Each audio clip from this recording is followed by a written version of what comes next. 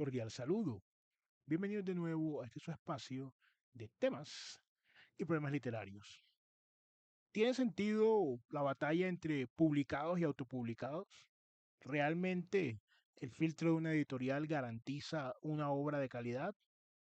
¿O quizá el exacerbado porcentaje de publicaciones hechas por el autor de forma propia pueden indicar un detrimento al mercado literario?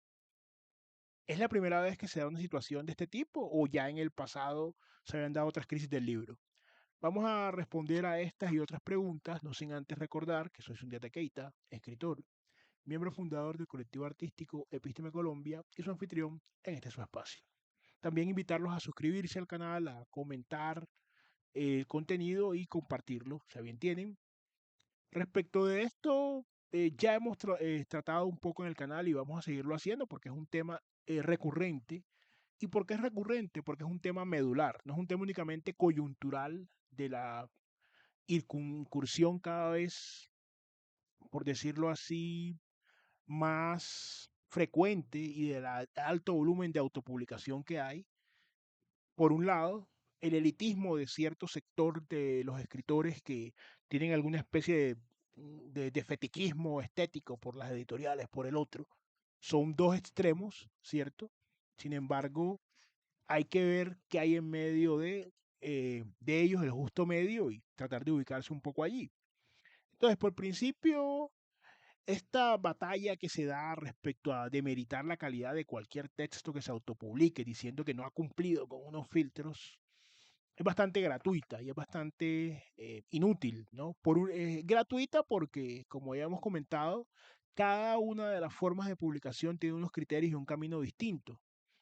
Así como el autopublicado tiene que desarrollar unas dimensiones del escritor con las que estamos aquí completamente de acuerdo, dimensión artística, dimensión académica y dimensión emprendedora en su obra. También quien publica con una editorial está sujeto a un contrato y tiene que estar también muy pendiente que esas dimensiones, sobre todo la emprendedora, ¿no? Se desarrollen en su obra. Ahora, hay pros y contras que ya los hemos examinado. Podemos hacer un recuento. Por un lado, si usted es autopublicado, va a tener un control, o por lo menos en el modelo de autopublicación más razonable, va a tener un control estricto sobre su obra, ¿cierto? Va a saber cuánto se vendió, cómo se vendió, pero también tiene, como no tiene un aparataje y no tiene, digamos, un músculo financiero y creativo y en general de marketing como en una editorial, puede que no venda ni un solo libro. Las editoriales, por su parte, tienen también, son empresas y es legítimo, porque otra crítica que se hace desde cierta idealización en la cual las editoriales tenían que publicarle a cualquiera que le mandara cuántos manuscritos y cuántos textos, pues más bien, cuántos emails, ¿no? Para actualizar un poco, no reciben las editoriales permanentemente, pues serán centenares cuando no miles. Y muchos son descartados. Entonces vemos que son posiciones, por un lado, se dice ciertamente que el mercado ha crecido demasiado, por ejemplo en Amazon KDP, con muchos autopublicados y que hay libros de muy baja calidad. Sin embargo, una editorial puede publicarle a una persona que ni siquiera sea escritora, ¿cierto? Ya lo hemos hablado acá, un presidente, una persona, un influencer de cualquier tipo, y tampoco va a tener necesariamente la historia de vida de esa persona una trascendencia literaria, pero una gran editorial la puede llevar porque sabe que va a vender mucho. Un cantante, un futbolista, sin demeritar esas profesiones, me refiero a que no son personas escritoras en sí mismas. Entonces se parte de una ficción, tanto de estigmatizar a todo el que publicas en una editorial y decir que hay una especie de nexo causal entre publicar, autopublicar y hacerlo con una calidad baja, como también por otro lado de pretender que las editoriales que son empresas se dediquen a libremente y de una manera sin ningún filtro a publicarlas a cada uno de las personas que les envía su obra. Hay que tener en cuenta algo respecto a la crisis del libro, ya en el siglo XIX, sin contar las precedentes, ¿no? La del siglo XIX se dio una crisis del libro. Tengamos en cuenta siempre algo. Hay un momento histórico, hay un soporte, hay unos dispositivos de lectura y una población que lee, y esos factores se van entrecruzando. Por ejemplo, cuando en el siglo XIX se dio la imprenta rotativa, también cambió el material que se estaba utilizando para, para el papel, ¿no? Si es un papel de pulpa de madera y la estereotipia, eso abarató y fue agilizando también la producción editorial. Entonces hay que tener en cuenta ese momento. También hubo una expansión de la alfabetización como fenómeno ya en el siglo XIX, y al haber más gente que supiera leer, pues hay más lectores, ¿cierto? También la prensa se fortaleció, los medios de prensa que fueron hegemónicos pues, en el siglo XIX, siglo XX, ahora han ido siendo un poco desplazados por eh, los influencers y demás, pero eso es otra discusión. Inclusive también tienen presencia digital. Pero en ese momento se hablaba de una crisis del libro, que se estaban escribiendo demasiados textos y que no había una calidad, inclusive en el soporte, porque cuando se cambia el tipo en el papel, digamos que este se degradaba más rápidamente, entonces había una preocupación porque se degradase el conocimiento como tal. En ese momento el libro era más un objeto de culto y conocimiento, mucho más que un objeto de consumo, porque no había un amplio mercado.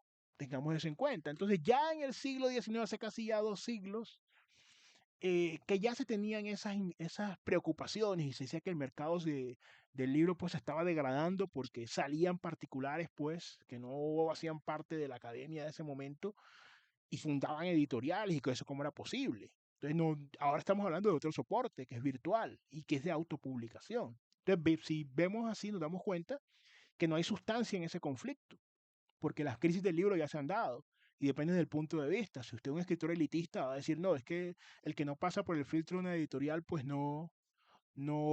realmente no está dando un texto de calidad, pero ese nexo causal no se puede establecer, pues no tiene sentido. No hay una prueba empírica que le diga a usted que el texto no va a tener calidad. Como ya dijimos, del otro lado, por intereses de ventas, que son legítimos en una editorial, porque es una empresa, necesita ganancias. Ahora bien, hay que tener en cuenta otra cosa, el mercado se va autorregulando. Es decir, cuando la oferta es mayor, pues los precios caen, porque se ofrece más de lo que se está pidiendo, de lo que se demanda en el mercado. Si hay demasiados textos por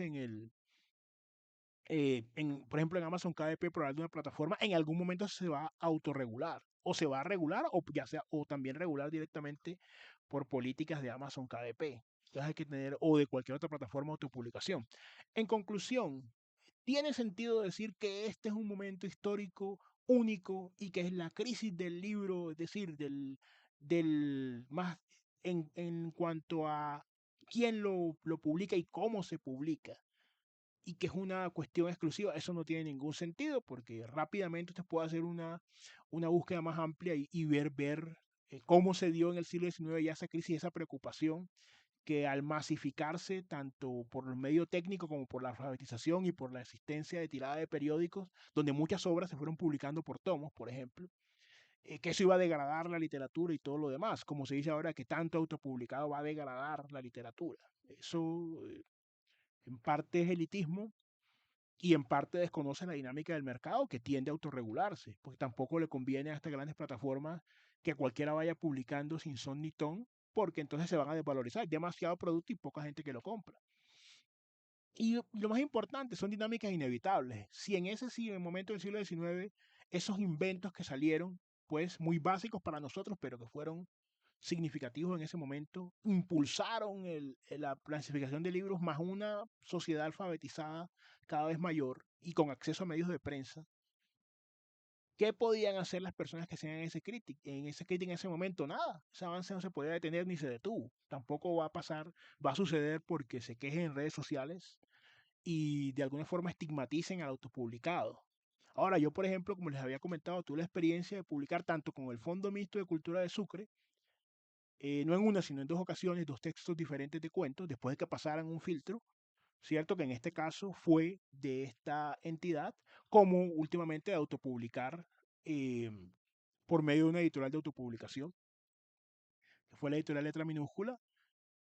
Y entonces he tenido ambas experiencias y puedo decir que hay que ir como adaptándose a cada situación y que no por un lado o por el otro. Ahora, lo que hay que buscar es la calidad, evidentemente. La van a exigir, se la van a exigir usted en el sector público o privado, si ya se va a una editorial.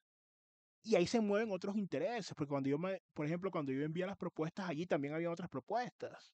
Entonces, en cualquier campo y de cualquier forma, usted se tiene que mentalizar que es usted el que le debe dar tráfico a a su obra, ¿cierto? Ahora, si está respaldado por una editorial, pues revise bien el contrato, ¿cierto? Porque también se renuncia a muchas cosas en los contratos editoriales que habría que sacar ya un video como más aparte y ya con un experto, ¿no?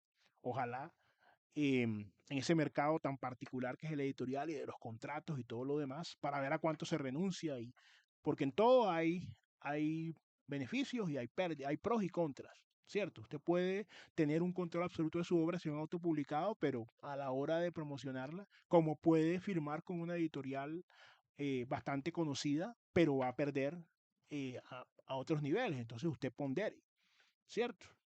En fin, es una batalla que no tiene sentido publicados versus autopublicados. eh, las estigmatizaciones mutuas no contribuyen al ejercicio literario, no son de fondo.